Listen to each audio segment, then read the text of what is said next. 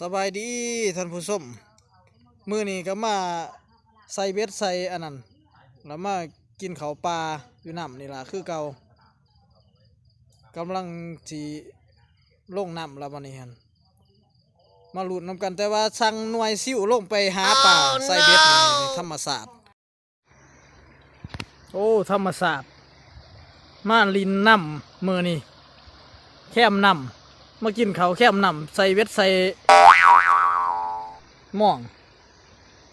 โอ้ยย่างไปสวยหนาก่อนนะน้ำใสๆว้าว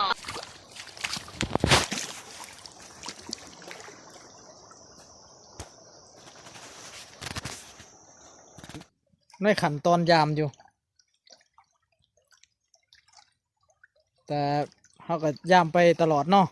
สุดท้ายจังสรุปกันว่าสิได้หลายปานใด Oh no มาลองใส่เบ็ดลินยามมันผักท่านผู้ชมใส่ยังกระเว้นใส่ยังกระคืนสิถือกูนี่ว่าจักวันมือ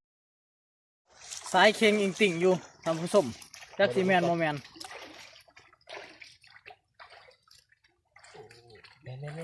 แมนบ่แม่ครับโอ้ใหญ่คักเนาะ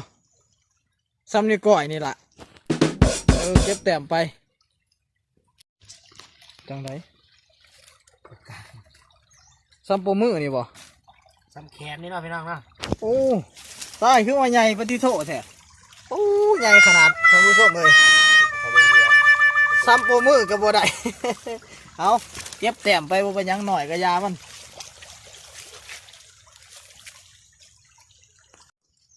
เอา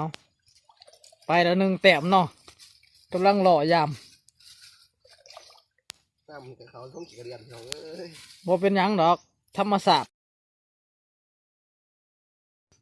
เอาหลังจากขึ้นมาแต่น้ำเนาะบัดนี้เนาะเฮากับมาปิ้งปลากินแล้วบัดนี้ก็ได้2-3 หีบนี่ละกินก่อนโอ้ยท่านผู้ชมใหม่เป็นใหม่นี่แหละนะเนี่ยปิ้งเอียนปิ้งปลาซ้ำนี่แหละความสุขของคนบ้านเฮานี่นะคุณทีมงานนะเชฟกำลังตำแจ่วอยู่บักนี่หันบักควบคุมเครื่องเสียงเอาดีๆพี่มันก็เอามาดิไอ้ลำที่โอ้เซฟพวกนี้เฮ็ดแสบๆด้วยล่ะเจ้าเฮ็ดลืมผอลืมแหม่เลยหรอเดียมปิ้งปลาอยู่ไหนที่เก้าอยู่น้ำงาที่เก้าไหนนะธรรมศาสตร์เนี่ยกินอยู่กลางดอนก่อไข่มันก็สุดยอดเลยมาบันนี้ท่านผู้ชมมาลุ้นน้ำกันมาหอดเฮือนหอดซ่านแล้วบันนี้ไปใส่เวทเบิดมือหลังจากนั้นกะได้ปลามาแล้วเนาะแล้วกะมาเบิ่งน้ำกันเด้อบันนี้เด้อปลามาบันนี้